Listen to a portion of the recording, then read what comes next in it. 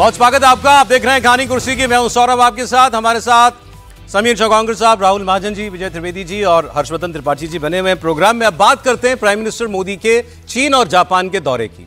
पहले जापान फिर चीन। ट्रंप के टैरिफ अटैक को डिफ्यूज करने के लिए प्रधानमंत्री नरेंद्र मोदी 2 दिन के जापान दौरे पर टोक्यो पहुंच गए हैं। प्रधानमंत्री का आज टोक्यो में जबरदस्त स्वागत हुआ। प्रधानमंत्री ने होटल में भारतीय समुदाय के लोगों से मुलाकात भी की। प्राइम मिनिस्टर बनने के बाद नरेंद्र मोदी का यह जापान का 8वां दौरा है। प्रधानमंत्री नरेंद्र मोदी आज 15वें भारत जापान वार्षिक शिखर सम्मेलन में हिस्सा लेंगे। जापानी प्रधानमंत्री शिगेरू इशिबा से द्विपक्षीय बात होगी। इससे पहले आज एयरपोर्ट पर बड़ी गर्मजोशी के साथ प्राइम मिनिस्टर मोदी का स्वागत हुआ। जापानी समुदाय के लोगों ने गायत्री मंत्र और मंत्रों के साथ प्रधानमंत्री का स्वागत किया। जापान पहुंचने पर प्रधानमंत्री ने सोशल मीडिया प्लेटफॉर्म एक्स पर लिखा कि भारत और जापान अपने विकासात्मक सहयोग को सुदृढ़ कर रहे हैं। प्रधानमंत्री शिगेरू इशिबा से बातचीत के लिए मैं उत्सुक हूं और मौजूदा साझेदारियों को और मजबूत करने और सहयोग के नए रास्ते तलाशने के हमें मौके मिलेंगे। जापान हमेशा एक अहम पार्टनर रहा है। मेट्रो से लेकर मैन्युफैक्चरिंग तक, सेमीकंडक्टर से लेकर स्टार्टअप्स तक, हर क्षेत्र में हमारी साझेदारी आपसी विश्वास का प्रतीक बनी है। जापानी कंपनियों ने भारत में $40 बिलियन से ज्यादा का निवेश किया है। मात्र पिछले 2 वर्षों में $13 बिलियन का प्राइवेट इन्वेस्टमेंट हुआ है। जेबीआईसी कहता है कि भारत सबसे प्रॉमिसिंग डेस्टिनेशन है। जेट्रो बताता है कि 80% कंपनियां भारत में एक्सपांड करना चाहती है और 75% ऑलरेडी मुनाफे में है। यानी in India capital does not just grow, it multiplies. अरे जापान भी वैसे वो देश है जिसके साथ टैरिफ के मामले में खूब धक्का मुक्की ट्रंप साहब ने की थी। कुछ जो पॉजिटिव डेवलपमेंट हुई हैं इस दौरे से पहले जो खबरें आ गई हैं वो ये कि जापान लेगेसी सेमीकंडक्टर, एलसीडी और बैटरी प्रोडक्शन ये भारत में शिफ्ट करेगा। जो उसके ये उद्योग हैं वो भारत में इन उद्योगों को लगाना चाहता है। इसके अलावा दोनों देशों का साझा जो इरादा है वो ये कि चीन के ऊपर निर्भरता कम की जाए। यहां से जाना चीनी है। और तीसरी बात कि जापानी कंपनियों ने भारत में प्लांट बनाने ऑलरेडी शुरू भी कर दिए हैं। तो सर क्यों है जापान इतना इस वक्त हमारे लिए महत्वपूर्ण? इतना जापान तो वैसे भी महत्वपूर्ण, एक तो हमारा रिश्ता जापान से हमेशा ही बेहतर रहे, कोई उस तरह के वो नहीं रही कंट्रोवर्सी। फिर जिस तरह से आपने भी पहले जिक्र कर दिया कि ट्रंप साहब का टैरिफ का जो बम है उन पर भी एक झगड़ा चलता रहा, हालांकि उस तरह का वो नहीं हुआ है। तो इस समय हमें सबसे महत्वपूर्ण और ये बैटरी और ये जो सारा काम है सेमीकंडक्टर का, उसमें भी हमारे लिए महत्वपूर्ण है। हिंदुस्तान तो जापानी बैटरीज बहुत जमाने से यूज करता रहा। बैटरीज का सबसे ज़्यादा इस्तेमाल हम लोगों ने जापानी बैटरीज का ही अक्सर किया है। और टेक्नोलॉजी के मामले में जापान का भारत के साथ लंबा बड़ा एक सहयोग का काम रहा है। फैक्ट्रीज भी जो चलती है, इंडस्ट्री भी जो चल रही है, उस पर बड़ा काम है। अब ट्रंप के टैरिफ के जवाब में जापान एक, मैं फिर से बात करता हूँ, भले प्रधानमंत्री जी चाइना जा रहे हैं लेकिन जापान की विश्वसनीयता पर आप सवाल नहीं खड़े कर सकते। उनके साथ हमारी एक दोस्ती जो है वो बेहतर तरीके की, एक अंडरस्टैंडिंग बेहतर तरीके की है और मोस्ट प्रोग्रेसिव कंट्रीज में से है। इंडस्ट्री के हिसाब से भी देखें, बिजनेस के हिसाब से भी देखें, तो भारत का जापान के साथ जितना संबंध बनेगा उसे आप लंबे समय तक विश्वास के साथ चला सकते हैं। डिपेंडेबल पार्टनर है, उसको ये एक शब्द में कह सकते हैं। करंट एनवायरनमेंट में जापान की इंपॉर्टेंस क्या है त्रिपाठी जी? देखिए, सबसे पहले तो हमें जो सबसे ज़रूरी आंकड़ा जानना चाहिए, कोविड के बाद जब चीन से अलग अलग मैन्युफैक्चरिंग लाइन, अलग अलग फैक्ट्री बाहर जाने लगी तो जापान पहला देश था जिसने अपने उद्यमियों, अपने उद्योगपतियों के लिए कहा कि हम आपको हैंड होल्डिंग करेंगे अगर आप भारत लेकर आते हैं। ये छोटी बात नहीं, ये बहुत बड़ी बात है कि एक देश कह रहा है कि अगर आप अपनी यूनिट उठाकर भारत ले आएंगे तो हम आपको सहयोग करेंगे। तो एक तरह से जो 20-21 का वो कालखंड था, तो 22 से लेकर अभी तक लगातार जापान वो काम कर रहा है, उसको जो इन्वेस्टमेंट के लिए उसने प्लेज किया था वो आगे बढ़ा रहा है। दूसरा, जब हम कहते हैं कि जापान की मार्केट क्या है, तो इनोवेशन के लिहाज से, जितने तरह की जो टेक्नोलॉजी के लिहाज से हम कहते हैं उसमें जापान एक लीडरशिप के रोल में है, और वहां एक तरह से थोड़ा स्थिरता सी है, स्टेग्नेशन है, उसको रिप्लेस कर सकता है। अगर इंडियन मार्केट को देखें तो उसकी कंपनी को ग्रोथ मिल सकती है, नया बाजार मिल सकता है, और इंडिया के जरिए वो दूसरे मार्केट्स में पहुंच सकता है। जब यहां वो आ रहा होगा तो जो चीन और अमेरिका दोनों के साथ अगर देखें, अमेरिका के साथ अभी जापान वो एक तरह से फ्रेंडली कंट्रीज हैं। अभी एक समय में तो खैर अमेरिका ने बुरा हाल किया था, हमेशा याद रखना चाहिए कि उसी ने बम गिराया था, लेकिन अभी वो फ्रेंडली गए। चाइना अमेरिका से फ्रेंडली नहीं है, लेकिन भारत के लिए दोनों के बीच का रास्ता है कि वो बैलेंसिंग भी कर सकता है, ट्रेड भी लेकर आ सकता है, और अमेरिका वाला जो नुकसान वाला हिस्सा है वो थोड़ा सा कम कर सकता है। अब बात कर लेते हैं चाइना की, क्योंकि इसके बाद प्रधानमंत्री एससीओ समिट के लिए चीन जाएंगे, जहां एससीओ के वार्षिक शिखर सम्मेलन में वो शिरकत करेंगे।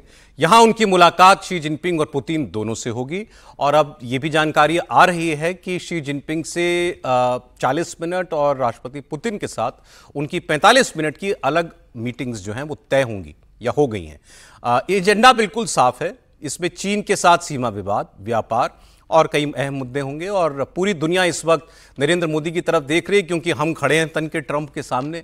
चीन के सबसे बड़े अखबार ग्लोबल टाइम्स समेत पूरी मीडिया में इस वक्त वहां मोदी की चर्चा ज्यादा है। आप कहेंगे क्यों? इस एससीओ समिट में 3 सबसे बड़े देश कौन है? भारत, चीन और रूस। रूस उसका एक मित्र देश ही है, बहुत, जैसे हम बात कर रहे थे, गाढ़ी दोस्ती है उन दोनों की। तो बचता है भारत। भारत के राष्ट्र प्रधानमंत्री 7 साल के बाद शायद 7 साल के बाद वहां जा रहे हैं। हमारा अभी गलवान घाटी का क्लैश हुआ, बॉर्डर इश्यूज चल रहे हैं, लेकिन ट्रंप ने हम दोनों के देशों के हित कुछ जोड़ दिए हैं।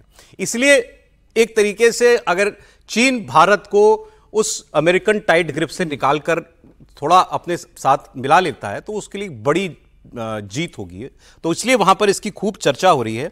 और इस बीच में एक बहुत इंपॉर्टेंट डेवलपमेंट ये हुई कि चीनी सेना की तरफ से, रक्षा मंत्रालय की तरफ से एक स्टेटमेंट आया है जिसमें यह कहा गया है कि China and India should jointly safeguard peace and tranquillity in their border areas after the recent positive and constructive round of border talks between them during which a 10-point consensus was reached।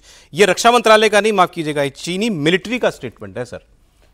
बिल्कुल, और 10 मुद्दों पर सहमति बनी। बिल्कुल, और जिस तरह से ये भी बात इंटरनेशनल मीडिया में, तो ये भी बात है कि कुछ नहीं, इंटरनेशनल मीडिया में लिखा गया है कि शी जिनपिंग जो है उन्होंने एक लेटर लिखा राष्ट्रपति मुर्मू को हमारे यहाँ पे, जिसके बाद जो है ये टाइज में और रीसेटिंग जो है वो दिखाई दे रही है। दूसरा, हम जानते हैं कि जिस तरह से यूएस के टैरिफ जो हैं वो दोनों देशों को परेशान कर रहे हैं, और दूसरा अभी चाइना पे बात पूरी ख़त्म नहीं हुई है कि उस पर यूएस किस तरह के टैरिफ लगाएगा, ये भी बातचीत है। तो ऐसे में चाइना के लिए भी और भारत के लिए भी अपने रिश्तों को मजबूत करना बहुत ज़्यादा इंपॉर्टेंट है कि व्यापार बढ़े। वैसे मैं आपको बता दूं, गलवान के बाद भी भारत और चीन के बीच में जो व्यापार था वो कोई कम नहीं हुआ था।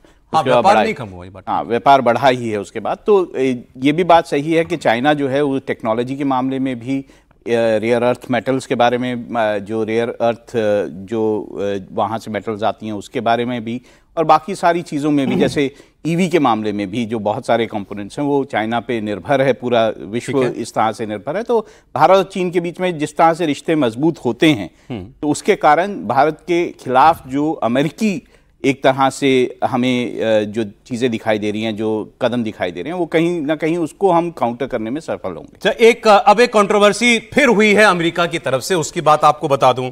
हमने कल भी, पहले भी कई बार आपको ये जो ट्रंप के ट्रेड एडवाइजर हैं पीटर नवारो, इनकी बातें दिखाई। दरअसल इनको भारत के खिलाफ बोलने के लिए ट्रंप ने नियुक्त किया हुआ है, लगभग ऐसा लग रहा है। अब इन्होंने 8-9 पोस्ट की एक के बाद एक, और उसमें इन्होंने ये बताने की कोशिश की है कि क्यों जो है वो भारत के साथ ट्रेड डील नहीं हो पा रही है, ये 50% का टैरिफ जो है वो क्यों लगाया गया है। और इसमें उन्होंने एक तस्वीर ये इस्तेमाल की जो अभी आप देख रहे हैं, नरेंद्र मोदी की तस्वीर। जब ये मेरे लोकसभा चुनाव के दौरान शायद दक्षिण के दौरे पर थे, मंदिर में उन्होंने ध्यान पूजा की थी, कठिन व्रत लिया हुआ था उन्होंने। तो ये तस्वीर उनका लगाना, इस पर इंडियन सोशल मीडिया में बहुत रिएक्शन आ रहा है और ये कहा जा रहा है कि अब बाकी बातें अपनी जगह पर, लेकिन इतना तो ध्यान रखते कि आप यहां पर धार्मिक भावनाओं के साथ खिलवाड़ कर रहे हैं, वरना नरेंद्र मोदी की कोई और तस्वीर नहीं मिली आपको लगाने के लिए। यह तस्वीर लगाने का क्या मतलब है? पीटर नवारो ने यही पिक्चर यूज क्यों की? वो लिख क्या रहे हैं? 50% टैरिफ लागू हो गया भारत के ऊपर, ये इंडिया की अनफेयर ट्रेड प्रैक्टिसेस के लिए और पुतिन की वॉर मशीन को चलाए रखने का नतीजा है। उन्होंने फिर गणित समझाया कितना तेल भारत लेता है, फिर भारत के रिफाइनरीज कितना पैसा कमा रही हैं इसके ऊपर। फिर वो ये बता रहे हैं कि इन्वेजन से पहले यूक्रेन के 1% हम अपना तेल लेते थे रूस से, आज 30% से ज़्यादा 1.5 मिलियन बैरल पर डे हम लोग खरीद रहे हैं। ऑयल लॉबी की बात करते हैं, फिर वही पुराना राग है, वो उसमें कुछ नया नहीं बताया उन्होंने, आरोप वही पुराने हैं। लेकिन रोज कुछ कहना है तो तरीका इस बार अलग निकाला, उसमें फोटो उन्होंने नहीं लगा दी और फोटो ने कर दिया विवाद। निश्चित रूप से मुझे लगता है ये बहुत सोच समझ कर उन्होंने फोटो लगाई होगी। जनरली किसी राष्ट्र के प्रधानमंत्री या राष्ट्रपति का जब फोटो लगाया जाता है तो जनरली एक ऑफिशियल जो फोटो लगाया जाता है, ये प्रधानमंत्री जी का जो फोटो लगाया है नरेंद्र मोदी का, जो बहुत छाट कर उन्होंने लगाया होगा, बहुत ढूंढा होगा फोटो, और फिर उनको लगा होगा कि जब मैं पोस्ट कर रहा हूं तो एक व्यंग्यात्मक रूप से उन्होंने कोई भावना आहत करने के हिसाब से या प्रधानमंत्री को बहुत एक धार्मिक व्यक्ति के रूप में दिखाते हुए, कोई व्यंग करते हुए उन्होंने इस फोटो को लगाने की कोशिश की होगी।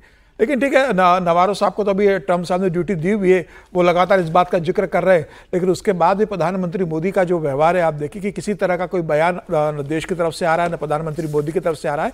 और प्रधानमंत्री मोदी ने अब जो आज जापान गए, तो जापान में आज प्रधानमंत्री मोदी ने कहा कि भाई टैलेंट का पावर हाउस तो भारत है और टेक्नोलॉजी का पावर हाउस जापान है, तो जापान और भारत मिलकर एक नई व्यवस्था कायम कर सकते हैं। तो जापान में प्रधानमंत्री मोदी का जिस तरीके से स्वागत हो रहा है, जिस तरीके से ट्रेड डील के लिए MOU साइन हो रहे जा रहे हैं, और उसके बाद जब प्रधानमंत्री मोदी चाइना जाएंगे और चाइना में जिस तरीके से बिजनेस और ट्रेड को लेकर डील होगी कि वहाँ पुतिन भी आने वाले, तो पुतिन, शी जिनपिंग और प्रधानमंत्री मोदी की वहाँ जब अलग अलग मुलाकात होगी, साथ में मिलेंगे और एक नया वर्ल्ड ऑर्डर वो बिजनेस में तैयार करेंगे।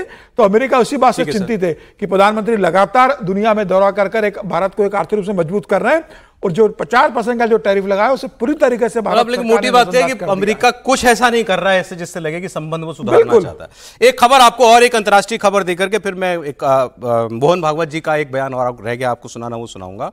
भारत ने कनाडा में हाई कमिश्नर नियुक्त कर दिया है कई महीनों के बाद। आपको याद होगा जब वो कंट्रोवर्सी हुई थी, निज्जर कंट्रोवर्सी, निज्जर के हत्याकांड में भारतीय रॉ ऑफिसर का नाम लेना और इसकी जांच बैठा देना कनाडा के पूर्व प्रधानमंत्री ट्रूडो के बाद। हाँ, तो उसके बाद वहाँ सरकार ही बदल गई, सही, लेकिन हमने उस वक्त अपने हाई कमिश्नर को वहाँ से हटा लिया था, उन्होंने भी अपना हाई कमिश्नर हटा लिया था। अब भारत ने हाई कमिश्नर नियुक्त कर दिया है, तो कनाडा के आपके संबंध अब नॉर्मलाइज हो रहे हैं, तो ये एक पॉजिटिव डेवलपमेंट है। अब बात करते हैं संघ प्रमुख के उस बयान की। वैसे तो और बयानों पर ज्यादा रिएक्शन नहीं, इस पर खूब रिएक्शन आया और इस पर घमासान भी होगा। मोहन भागवत ने काशी मथुरा को लेकर बड़ा बयान दिया। उन्होंने साफ साफ कहा कि काशी और मथुरा के लिए जो आंदोलन होगा, अगर कोई आंदोलन होगा तो उसमें संघ शामिल नहीं होगा। लेकिन यह भी कहा अगर कोई स्वयंसेवक इसमें शामिल होना चाहता है तो वो हो सकता है, हम उसे रोकेंगे भी नहीं, क्योंकि यह बात हिंदुओं की ही है। मोहन भागवत ने काशी, मथुरा और अयोध्या को हिंदू मानस के लिए बेहद महत्वपूर्ण बताते हुए यहां तक कह दिया कि भाईचारे के लिए मुसलमान अगर इन दोनों जगहों पर आग्रह छोड़ दें तो इससे अच्छा क्या होगा। आंदोलन में संघ जाता नहीं, एकमात्र आंदोलन राम मंदिर था जिसमें हम जुड़े इसलिए उसको आखिर तक ले गए। अब बाकी आंदोलनों में संघ जाएगा नहीं। हिंदू मानस में काशी, मथुरा, अयोध्या तीनों का महत्व है। संघ इस आंदोलन में नहीं जाएगा, लेकिन संघ के स्वयंसेवक जा सकते हैं, वो हिंदू है। हर जगह मंदिर मत ढूंढो, हर जगह शिवलिंग मत ढूंढो। मैं अगर ये कह सकता हूं, हिंदू संगठन का प्रमुख जिसको स्वयंसेवक भी प्रश्न पूछते रहते हैं, तो थोड़ा इतना भी होना चाहिए, चलो भाई 3 की ही बात है ना, ले लो, ये क्यों ना हो। ये भाईचारे के लिए एक बहुत बड़ा कदम आगे होगा। ये बात उन्होंने बड़ी जो कही है, उनका अंदाज जो था बड़ा स्ट्रेट फॉरवर्ड था कि मैं संघ प्रमुख होकर कह सकता हूं कि हर मस्जिद के नीचे शिवलिंग नहीं ढूंढना, तो कोई ये क्यों नहीं दूसरी तरफ से कह सकता चलो 2 ही मंदिर तो और मांग रहे हैं, 2 मंदिर दे दो। उनके लेकिन इस काशी मथुरा वाले बयान पर रिएक्शन जहां से आना था आ गया। जमीयत उलेमा हिंद के अध्यक्ष हैं मौलाना अरशद मदनी, उन्होंने कहा कि संघ प्रमुख 3 बच्चे पैदा करने की सलाह देते हैं, इस पर हमें ऐतराज है, जिसके जितने मर्जी उतने बच्चे पैदा करें। काशी मथुरा वाले बयान पर उन्होंने कहा कि 1991 का जो प्लेसेस ऑफ वर्शिप एक्ट है उसका पालन होना चाहिए। सीधा सा मतलब इसका यह है कि कोई मंदिर जो है या मंदिर जहां पर दावा किया जाता है ऐसी कोई मस्जिद छोड़ी नहीं जाएगी। कोई भी ये नहीं सिखाता है कि आप किसी दूसरे मजहब वाले को उखाड़ फेंकें, ये नहीं हो सकता है। उन्होंने जो बात कही सही बात कही है। आपने अभी अपनी तकरीर में ये भी कहा कि अब हम खुद भी चले जाएंगे, वो क्या बात थी उनके पास जाने की? नहीं, हम यही जाकर के, अगर ये बात है जो बात उन्होंने कही है, इस बात की हम उनके पास मुबारकबादी भेजेंगे। हम कहेंगे कि आपने जिस नजरिए को पेश किया और आरएसएस की वर्किंग कमेटी ने जिस तजवीज को पास किया है, हम उस तजवीज को पूरे मुल्क के लिए खैर का समझ। मैं नहीं कहता हूँ कि मुझे 100 के 100% उससे इत्तेफाक है। मुल्क का दस्तूर सेकुलर दस्तूर है और उस सेकुलर दस्तूर के साथ ही मुल्क जिंदा रहेगा। बच्चों को लेकर भी सलाह दे रहे हैं कि 3 बच्चे पैदा करने चाहिए। हमारा नतीजा ये है कि भाई जिसका जितने जी चाहे वो इतना पैदा करो, किसी का जी नहीं चाहता बच्चे पैदा न करो। इन्होंने भी बड़ी दो टूक बात कह दी है। अब मंदिर मस्जिद के झगड़े में उन्होंने कहा सेक्युलर दस्तूर है और सेक्युलर दस्तूर में कानून है प्लेसेस ऑफ वर्शिप एक्ट, तो जो कानून कहता है हम वही कहेंगे। तो हम क्यों छोड़ें कोई अपनी जगह कोई इबादत गाह क्यों छोड़ें? त्रिपाठी जी बताइए। नहीं, मदनी साहब बिल्कुल ठीक कह रहे हैं। और क्योंकि मदनी साहब क्या है कि इस देश का जो फ्रॉड सेकुलर नैरेटिव है उसी नैरेटिव को आगे बढ़ा रहे हैं। मोहन जी क्या है, वो ऋषि पुरुष की तरह बात कर रहे हैं। भारत को किस तरह से आगे ले जाना है, किस तरह से मन खोल कर सबसे मिलना है। मुसलमान मतलब उसके लिए मन बंद नहीं करना है। संघ को इसके लिए बहुत झेलना पड़ा है। उन्होंने एक लाइन कही कि हमको तो स्वयंसेवक सीधे पूछ लेता। अच्छा, कौन सा स्वयंसेवक, किस स्वयंसेवक को अच्छा लगेगा जब वो कहेंगे नहीं हम राम मंदिर के अलावा कोई आंदोलन नहीं करें, लेकिन वो कह रहे हैं, इसका मतलब वो समाज सुधारक है। और मदनी जी क्या है, वो समाज को और ज्यादा घेटोइजेशन में ले जाना चाहते हैं। अब जरा इसको यूं भी समझिए, क्या प्लेसेज ऑफ वर्शिप एक्ट इस देश के हिंदुओं के साथ धोखा नहीं है? कानून बन गया, हम सब मानते हैं, क्यों नहीं मानेंगे? लेकिन क्या यह धोखा नहीं है कि उसको सेकुलर दस्तूर बनाकर हिंदुओं को कहा जाएगा ना ना ना तुम अपने मंदिर की बात मत करना? और ये तो खुद भागवत जी कह रहे हैं। इतना बड़ा बयान देना ये तो बड़े साहस का काम है। सरसंघ चालक की पदवी पर बैठकर आप कह रहे हैं कि नहीं हर जगह शिवलिंग मत खोजो हर मस्जिद के नीचे, यानी हो तो भी मत खोजो। वो सांप्रदायिक सौहार्द की बात कर रहे हैं, वो कह रहे हैं कि सब एक साथ चलो। और मदनी कह रहे हैं कि ना ना हमें एक सेकुलर मिल गया है, वही आड़ लेकर हिंदुओं की आस्था पर चोट करते रहेंगे। ये राम मंदिर के समय में भी प्रस्ताव आया था, उस वक्त भी नहीं माना। अब काशी मथुरा पर भी मानने को तैयार नहीं। तो ठीक है, जो भी 1000, 2000, 30,000, 40,000 जिन मंदिरों की संघ प्रमुख का एक कहना है, तौर पर लड़ेंगे। संघ प्रमुख ने जो कहा इसको आप प्रस्ताव मानते हैं? मैं ये मानता हूं कि बहुत बड़ा दिल दिखाया है उन्होंने। संघ इस वक्त जहां खड़ा है उसको ये सब बात करने की कोई आवश्यकता नहीं थी। उसके बावजूद देश में वातावरण बेहतर रहे, सब एक साथ आगे बढ़े, भारत आगे बढ़े, उसके लिए संघ काम कर रहा है। बोलिए सर। ये मैं तो आगे बढ़े हैं। पहले उन्होंने जो कहा था राम मंदिर के वक्त में, तो उन्होंने कहा था कि हम राम मंदिर मिल गया है, हम इसके आगे आंदोलन नहीं करेंगे। आज भी उन्होंने ये कहा कि संघ आंदोलन नहीं करेगा। लेकिन जब वो ये कहते हैं कि स्वयं सेवकों के लिए छूट है, स्वयं सेवक आगे जा सकते हैं, तो कुछ लोग ये मान सकते हैं कि इस तरह से वो इस रास्ते को फिर से खोल रहे हैं कि ये विवाद को शुरू किया जाए या इस पर एक आंदोलन शुरू। झंडा हमारा नहीं, बंदा हमारा। हाँ, झंडा हमारा ना हो, बंदा हमारा हो, और उसमें कोई रोक नहीं है। अब आप कहेंगे कि भाई झंडा और बंदा ऐसा नहीं है, तो फिर अभी तो आप कहते थे आजादी के आंदोलन में हमारे बंदे थे, झंडा नहीं था। तो बात एक ही मानी जाएगी। तो एक ही बात है ना। ठीक है। नहीं तो वो उनका जो जिनको वो कह रहे हैं कि उन्होंने एक छोटा दिल दिखाया, मदनी जी ने जो कहा। नहीं, मदनी जी तो हमेशा उसी स्टैंड पर रहे। मदनी जी के स्टैंड में कोई बदलाव मेरे ख्याल से तो नहीं आया कि वो तो हमेशा इस पर खड़े रहे हैं, इस लड़ाई को लड़ते रहे हैं वो। और मैं तो कह रहा हूँ कि 91 जो ये प्लेसेज ऑफ वर्शिप एक्ट है ना, इस पर बहस होनी चाहिए। इससे एक पूरी की पूरी नई तरीके की इबारत की जा सकती है। सर आप यहाँ कह रहे हैं कि मदनी जी तो ऐसे ही थे, कैसे चलेगा सर? ऐसे ही रहेंगे तो बदलना पड़ेगा। उन्होंने जो अपना स्टैंड है उसमें कोई बदलाव नहीं किया, बदलना पड़ेगा ना। और स्वतंत्रता आंदोलन में सरसंघ चालक डॉक्टर केशव बलिराम हेडगेवार जंगल सत्याग्रह में जेल गए। वो ऐसा नहीं था कि कोई स्वयंसेवक को भेज दिया तो वरना अच्छा, तो चलिए। देश भर में स्वयंसेवक मदनी साहब के एक और बयान पे आपको सुनाऊंगा तो समय चला जाएगा, मैं बता देता हूं, मैं चर्चा कर रहा हूं आपसे। एक स्टेटमेंट उन्होंने दिया हेमंता विश्व शर्मा को लेकर, और इस पर भी बीजेपी ने उसको प्ले किया काफी।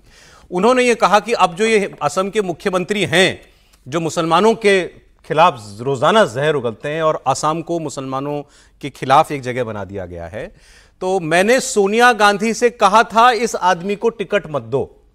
मतलब बात कर रहे हैं बहुत पुरानी, उनको तो बीजेपी में भी आए हो गए होंगे 9-10 साल, 17 में आ गए थे। 17 में आ गए थे। 17 में आए तो 8 साल हो गए। तो उससे पहले की बात कर रहे हैं कि मैंने सोनिया गांधी को चिट्ठी लिख के कहा इस आदमी को टिकट मत दो, इसके मन में आरएसएस मुसलमानों के लिए जहर है और ये आरएसएस की जहनियत का आदमी है, माइंडसेट आरएसएस का है। तो ये बात वो तब पहचान गए थे, तो ये वो कह रहे हैं। लेकिन सोनिया गांधी ने टिकट दिया। तो बीजेपी ये कह रही है कि अच्छा, कांग्रेस पार्टी में मौलाना लोग जो हैं वो टिकट दिलाने के लिए पैरवी करते हैं, ये पता चलता है। देखिए, हेमंत विश्व शर्मा को दूर करने वाले तो राहुल गांधी खुद थे। तो खैर, मदनी साहब जो भी बोले हैं कि वो तो अच्छे भले कांग्रेस में थे, उनको आपने गिफ्ट के तौर पे बीजेपी को दे दिया और उन्होंने कांग्रेस का सफाया कर दिया। तो खैर, ये तो हिस्ट्री की बात है। लेकिन मैं दूसरी बात ये कहूँगा कि काशी मथुरा क्यों नहीं दिया जाना चाहिए। मुझे लगता है कि जो मुस्लिम समाज है उसको एक बड़ा दिल दिखा के काशी और मथुरा के जो मंदिर हैं वो हिंदुओं को दे देने चाहिए, जिससे जो हमारे समाज का कहीं और डिमांड नहीं होनी चाहिए। उसके बाद डिमांड नहीं होनी चाहिए, तो वो बड़े स्थल हैं उसको दे देना चाहिए। और दूसरा, देखिए, आरएसएस जो है, जब राम मंदिर मूवमेंट की शुरुआत हुई थी तो आरएसएस उसमें शामिल नहीं हुआ था शुरू में, आरएसएस ने बाद में उसको अडॉप्ट किया था। समीर जी की बात आ जाए फिर, क्योंकि समय चला जाएगा। आप देखिए, मुझे लगता है मोहन भागवत जी ने वही बात कही जो रज्जू भैया ने कहा था, जो सुदर्शन जी ने कहा था और मोहन जी ने कहा कि भाई संघ राम मंदिर के बाद किसी आंदोलन में नहीं पड़ेगा, लेकिन संघ स्वयं जा सकते हैं। अब संघ स्वयं तो विश्व हिंदू परिषद में भी है, तो विश्व हिंदू परिषद, बजरंग दल अगर चाहे तो इस मामले में इन्वॉल्व हो सकता है। संघ डायरेक्टली इस मामले में इन्वॉल्व नहीं होगा। और मदनी साहब ने जो कहा एक टिकट को लेके, तो ये अब मदरसों से कांग्रेस के टिकट बढ़ते थे। अगर कांग्रेस मदरसों से चलती थी, मस्जिदों से चलती थी, तो आज उन्होंने साबित कर दिया कि कौन मुख्यमंत्री बनेगा, कौन मंत्री बनेगा, किसको टिकट मिलेगा, क्या एजेंडा होगा। तो अब जो कांग्रेस घुसपैठियों को बचाने का पूरा एक अभियान जो चल रहा है, वो क्यों चल रहा है? आसाम को लेकर जिस तरीके से बयान आया है, तो अब घुसपैठियों को बचाना है तो मदनी साहब को बयान देना है। ठीक है सर, एक अंतिम लाइन आप कहना बस एक लाइन, ये जब हम कहते हैं ना कि काशी मथुरा दे दें उसका हिंदू न बोले, ऐसा नहीं होगा। प्लेसेज ऑफ वर्शिप एक्ट समाप्त कीजिए। काशी मथुरा तो आपको आपकी बेईमानी, आपकी जो गलत हरकतें हैं उसको माफी मांग के वापस करना चाहिए, जहां जो है वो कानून के दायरे में हो। ठीक, हल्ला हंगामा नहीं होना चाहिए, अराजकता नहीं होना चाहिए, लेकिन कानून के दायरे में जो हिस्टोरिकल फैक्ट्स है उसके आधार पर।